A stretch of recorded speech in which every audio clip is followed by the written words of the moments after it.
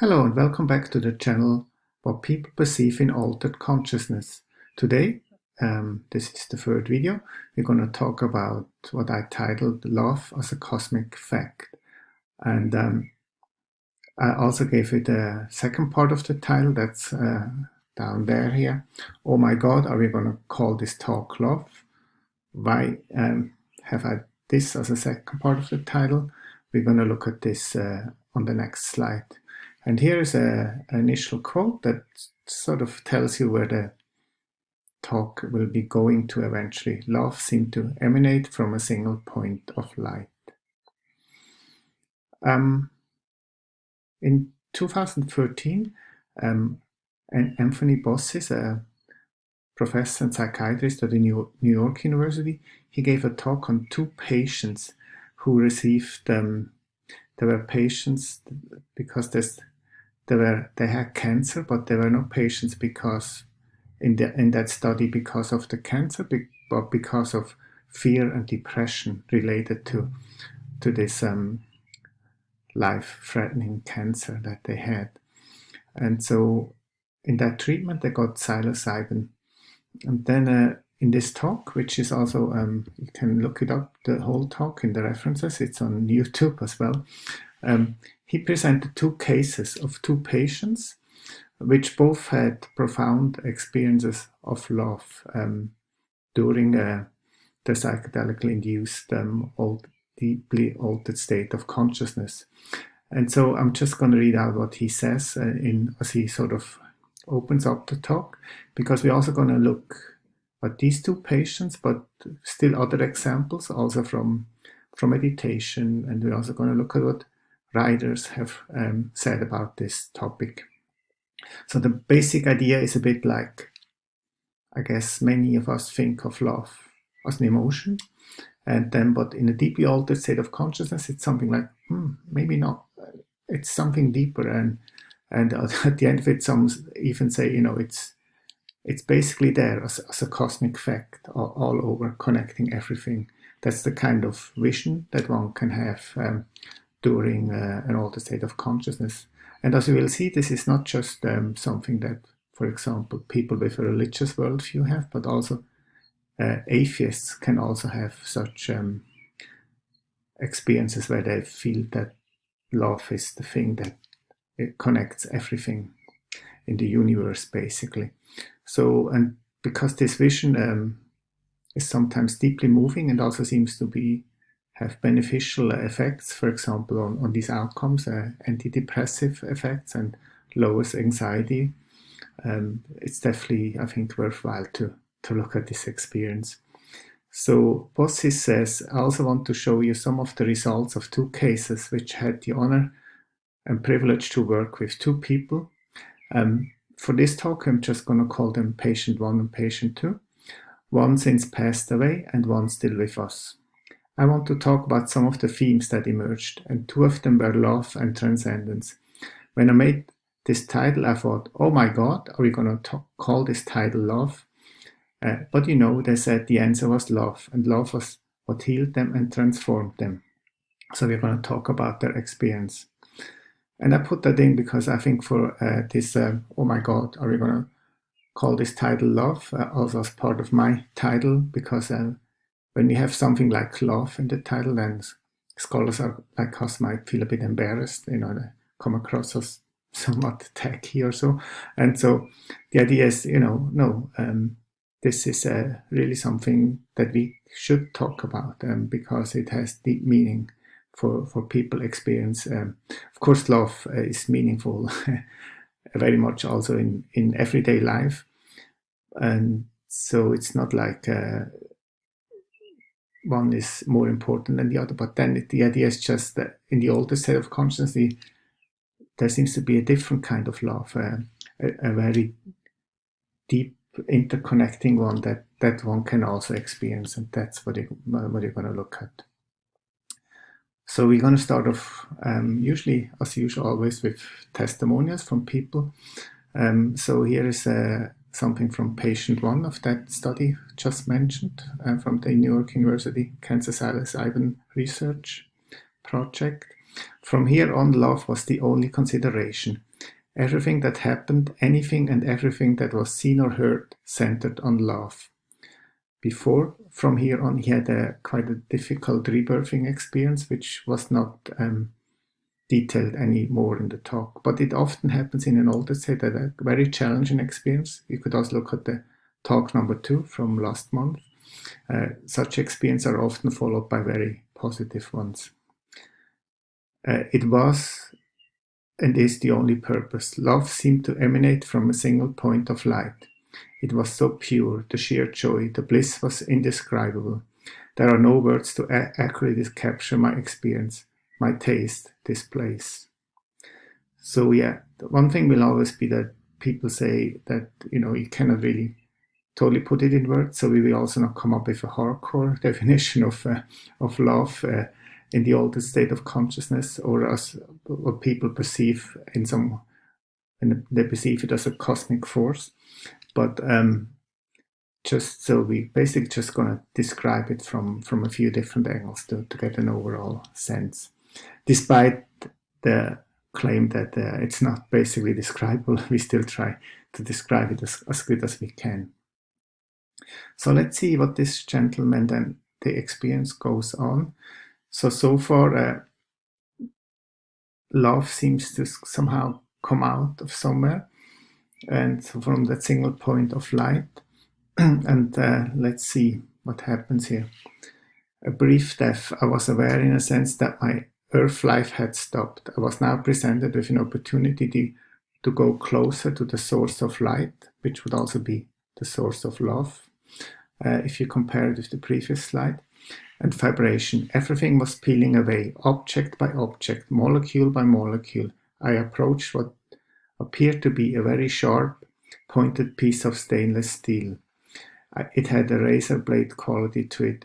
I continued up to the apex of this shiny metal object, and as I arrived, I had the choice to look or not look, over the edge into the infinite abyss, the vastness of the universe, the eye of everything, of nothing.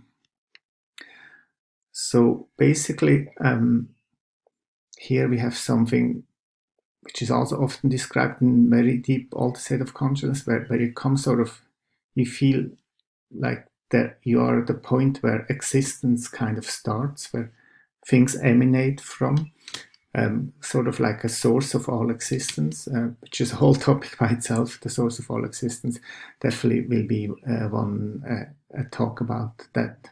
When people say they've saw or felt something that felt the source of all existence. And then because nothing has really been created yet, but it's just the source, so to speak, then it's always runs into paradoxes with languages. So in a way there's nothing there, but in a way everything is there, because it seems to be the source of everything. So hard to put in words. But this nothingness, this emptiness, is actually something that also, for example, Buddhist meditators, advanced ones, deliberately try to experience, get into that state where they experience nothing or emptiness. And so now we're gonna come back to these patients too, but now we're gonna look at how Buddhist meditators experience this nothingness, because it also will relate again to love. And so this is a study from Van Gordon. This is a professor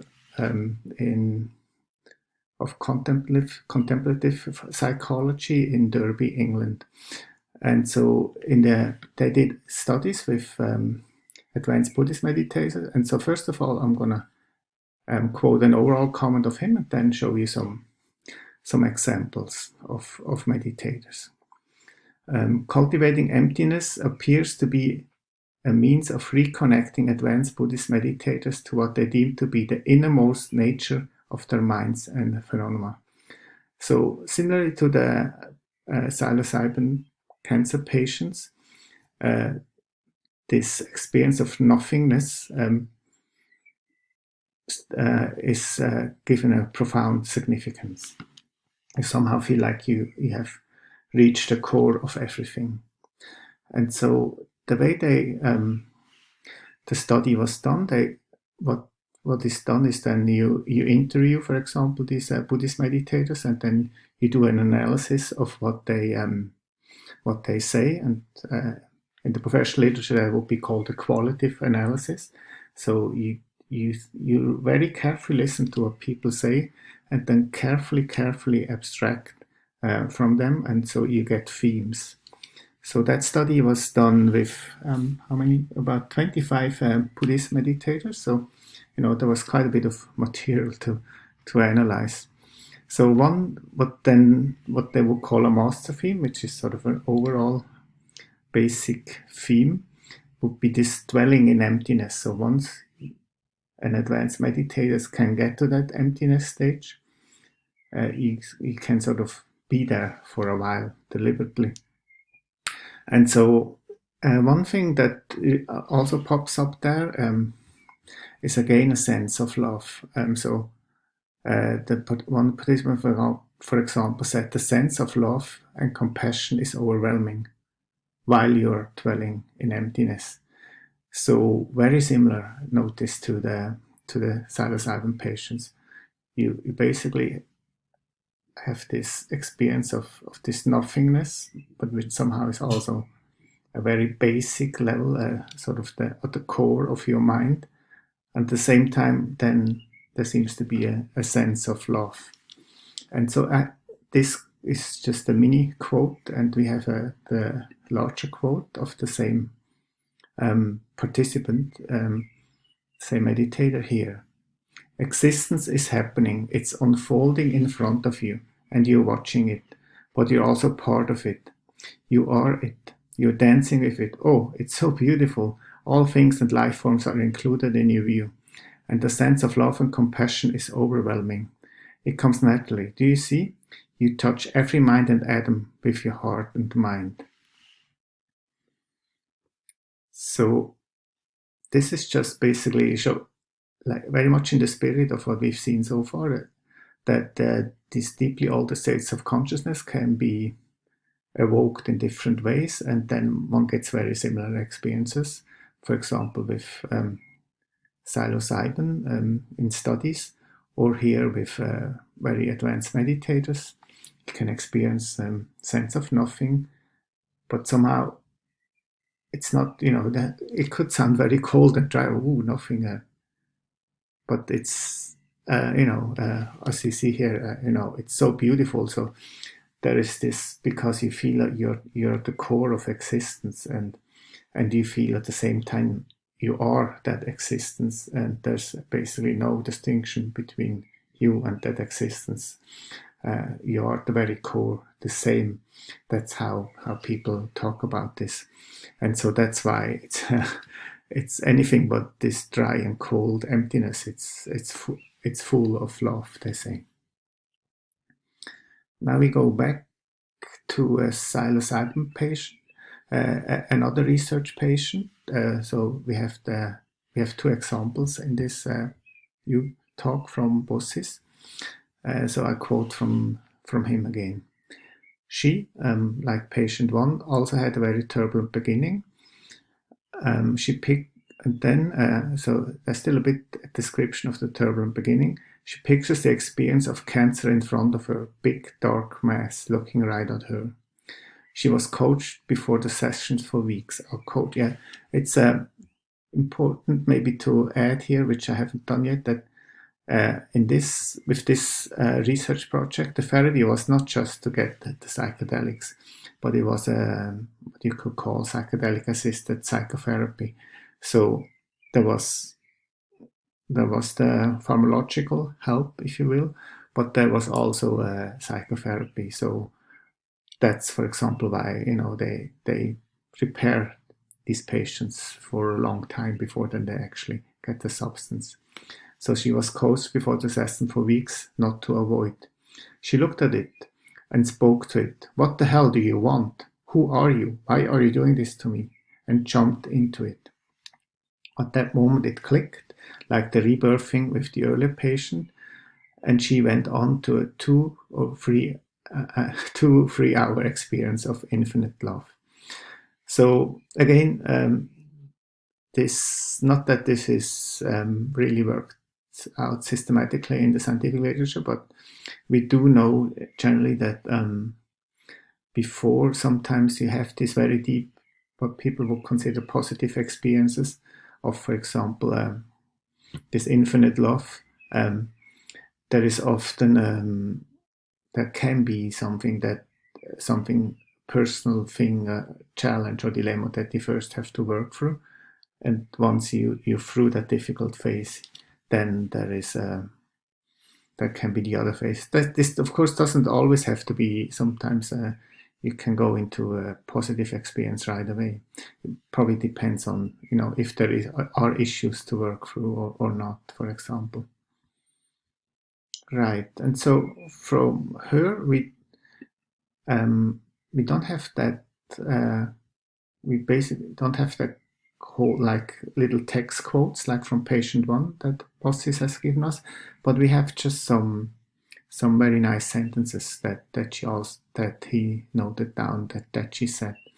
So, for example, describing her experience, she said the intensity of all the love and just being now leaves no room for being afraid. I can't even imagine it, fear of cancer. And for example, in her case, the cancer chemotherapy worked quite well. So, but she still was so afraid, that the cancer would always come back. So that anxiety was so strong that it became clinically relevant, and that deeply altered state of consciousness induced by psilocybin had a strong after effect, and especially in both these patients, patients 1 and patients 2 from this study, the basic overall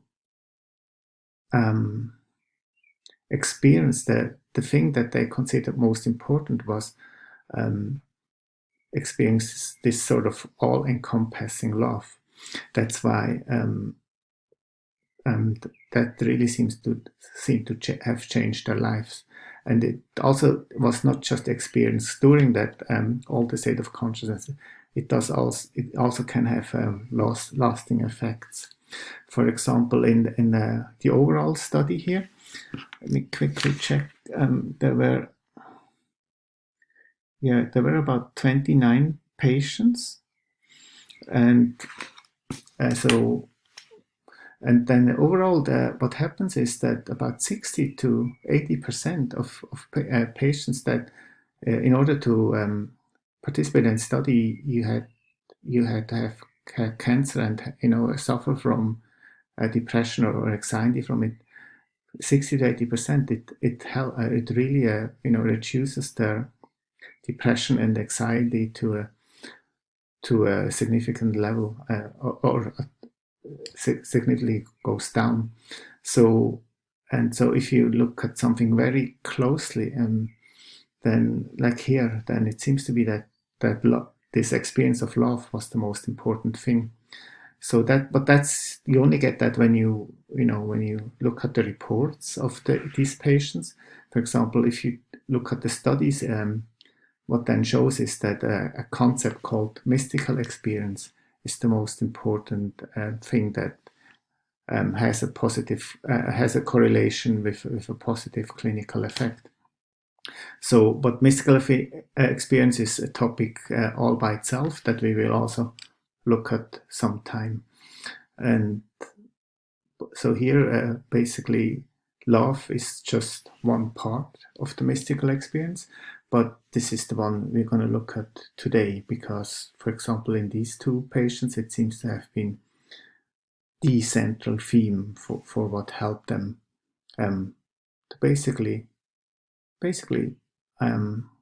those 2 basically were healed from their worries. So of course not from the cancer, but one of them died. Patient 1 died not too long after the therapy, but also the whole attitude toward dying changed, so they could go in much more peace, basically. Yeah, so now we move on to a writer that you might have heard of, Aldous Huxley, also known for his novels like Brave New World, but also by many respected scholars, his non-fiction work on the human mind is considered so deep that many also consider him a philosopher. And he sometimes took mescaline, which is also again a classic psychedelic, in supervised settings, so to explore also the human mind. And so what he writes here is also something that comes across as an experience of a love that is not an emotion anymore, but is something more universal. So what came during the mescaline-induced altered state of consciousness through the open door was the realization, not the knowledge, for this wasn't verbal or abstract, but the direct total awareness from the inside, so to say, of love as the primary and fundamental cosmic fact. The words, of course, have a kind of indecency and must necessarily ring false, seem like a twaddle. But at the end of the day, love reconciles all the opposites and is the one. So here is again an insight from a very deep altered state of consciousness. And so it's basically where I got the title from today, love as a cosmic fact. So again, the idea that it's not just, not like, of course, love is also an emotion in the sense that we can feel it, but the idea would be that it can go deeper and be perceived in an altered state of consciousness at such a fundamental level that you kind of think that the whole universe is permeated with love, and this is what what somehow connects everything with each other. And this is just always, we always just in this channel. This channel is called I gave a lot of thought on the title, so it's called What People Perceive in All States of Consciousness. So we just want to know what people perceive, if they perceive love as a cosmic force, then we're going to talk about it in this way. And so we don't judge so much in this channel, if was it made up all by one's mind? Did they really get to some kind of metaphysical truth? Because at the end of the day, everybody believes what he or she believes, and so that's fine. But the one thing we do know is, no matter if these are represent some metaphysical truths, or if they spiritual truths, or even if they were made up by the mind, these experiences do have a large effect on people's life. For example, alleviating things like cancer-related distress, and so that's why it's worth looking at it. One reason why, at least one reason why it's worth looking at it.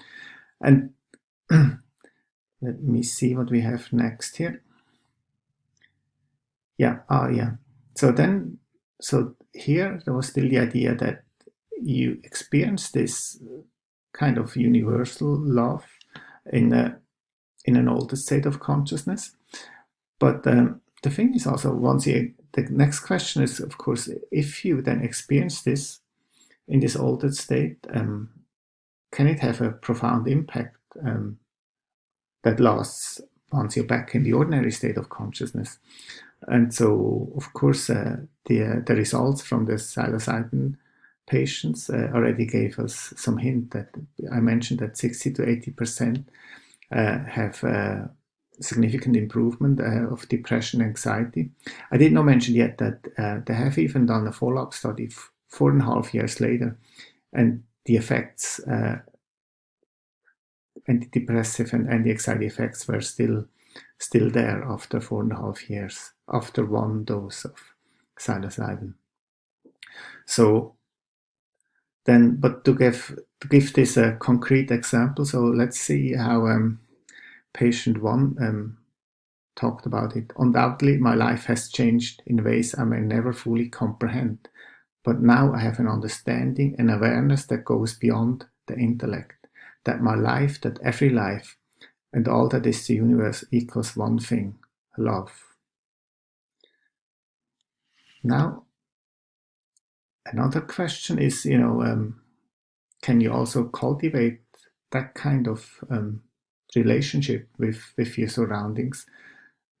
Maybe also just as basically as an attitude that you have towards life. And here, Dostoevsky seems to, that famous Russian writer, seems to have a clear opinion. I'm going to quote this, which is, I also got this from the talk from Bossis. Love every leaf, every ray of God's light. Love the animals, love the plants, love everything. If you love everything, you will perceive divine mystery in things. Once you perceive it, you will begin to comprehend it better every day, and you will come at last to love the whole world with an all-embracing love. So here, this is interesting because it also says, this is something we don't have to wait for an altered state of consciousness for this to experience this kind of cosmic love, but we can actually, practice it and try to connect more to the environment with that kind of attitude. And then to round it off a bit, we go back quite a bit, about 2,500 years, to one of the early Upanishads. And so here again, it's we go back to the not so much the surroundings, but also when people again in an altered state of consciousness. And so how then would you see, for example, the source of all being? How could you get there? What's the opinion of these ancient experts on how this can be experienced? So I'm going to read this here. His being is the source of all being, the seeds of all things that in this life have their life. He is beyond time and space, and yet he is the God of forms infinite, who dwells in our innermost thoughts, and who is seen by those who love him. So here with the innermost thoughts, we have something quite similar I have seen before with the Buddhist meditators, but it also has the idea that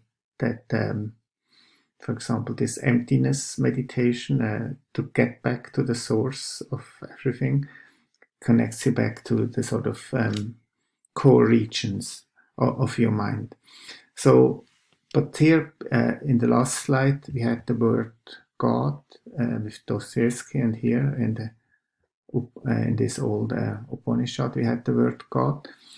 So, but the important thing is that even if it doesn't really depend on if that experience of this universal love, if you believe in a God or not, because I'm not sure if I've mentioned it, maybe I haven't yet, but that New York Cancer, the Alzheimer's patient number 2, she was an atheist. Bossis has mentioned this explicitly in the talk. And nevertheless, she experienced also this universal love, which is more than an emotion. So for an atheist, then it can be, if one has to put it in words, well, as everybody says, it's almost impossible in words, then one can use words like this, like the intensity of all the love and being, and everything is love. Okay, this brings me to my second last slide. Now, basically, as a consciousness, especially altered state of conscious researchers, I then always also interested on how well we measure something that people tell us that they experience in altered state of consciousness. So I've mentioned last time we have a long history of 60 years of ASC, Altered State of Consciousness questionnaires, with over 2,000 questions. So the question then is, how well do the questionnaires so far cover love as a cosmic force, this concept, if you will? And so we have, for example, the Mystical Experience Questionnaire. There is something that you can, an item where you can say how strong you felt it was, is feelings of universal or infinite love. And then you also have the 5-dimensional Altered State of Consciousness rating scale, where you can also indicate, like, I experienced an all-embracing love, from no, not more than usual, to yes, much more than usual. And so we basically have captured aspects of it.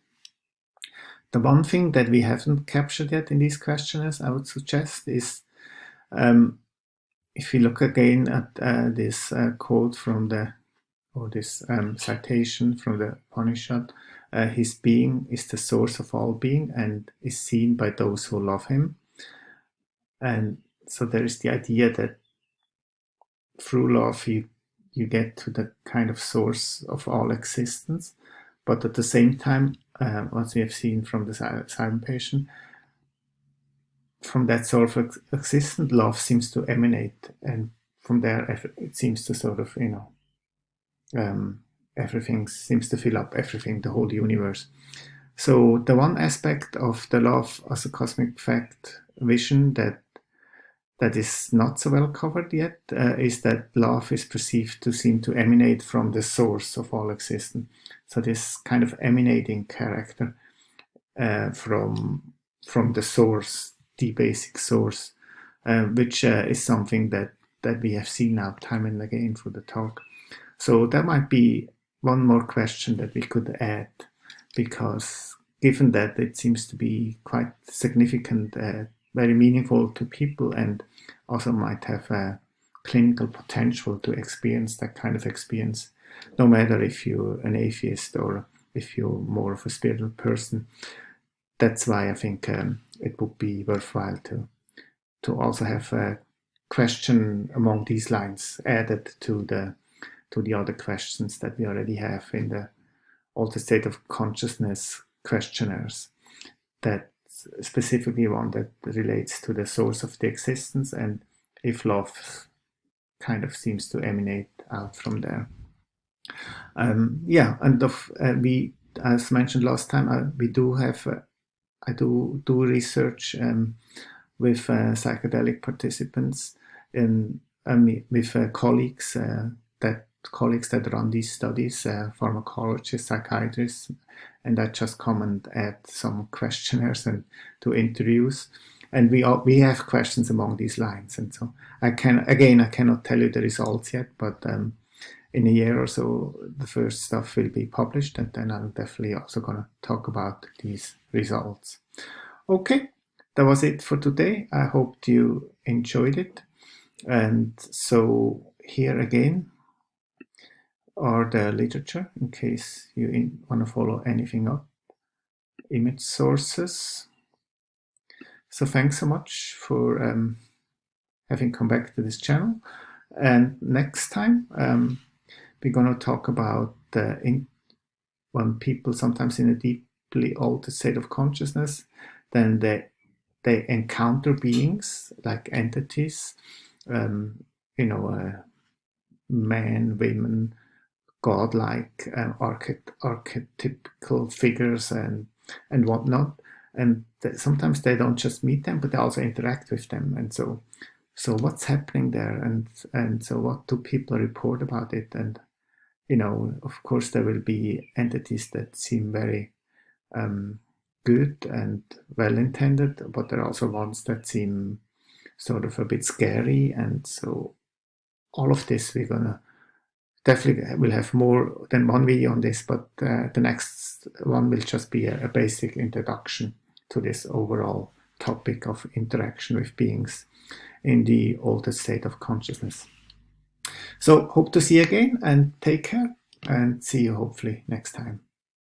Bye bye.